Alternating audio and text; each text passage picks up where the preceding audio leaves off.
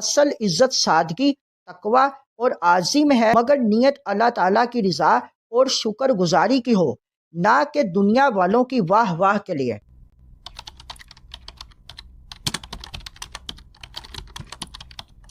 بسم اللہ الرحمن الرحیم۔ آج کی حدیث مبارک، اپنی برائی کے اظہار کے لیے اعلیٰ لباس پہننا۔ سنن ابی داؤد حدیث نمبر 4029، سنن ابن ماجہ حدیث نمبر 3606۔ حضرت ابن عمر رضی اللہ تعالیٰ عنہما کہتے ہیں کہ رسول کریم صلی اللہ علیہ وآلہ وسلم نے فرمایا کہ جو شخص دنیا میں شہرت کا کپڑا پہنے گا، قیامت کے دن اللہ تعالیٰ اس کو ذلت کا کپڑا پہنائے گا۔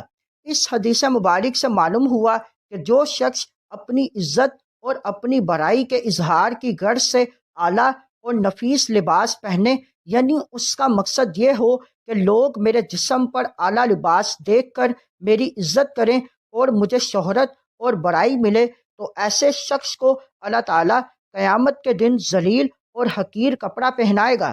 اس حدیث مبارک سے ہمیں کیا سبق سیکھنے کو ملتا ہے؟ اللہ تعالیٰ کے نزدیک اصل عزت سادگی، تقوی اور عاجزی میں ہے، نہ کہ مہنگے اور فخر والے کپڑوں میں۔ ہمیں چاہیے کہ اپنے لباس کو صاف، سادہ اور باوقار رکھیں، مگر نیت اللہ تعالیٰ کی رضا اور شکر گزاری کی ہو، نہ کہ دنیا والوں کی واہ واہ کے لیے۔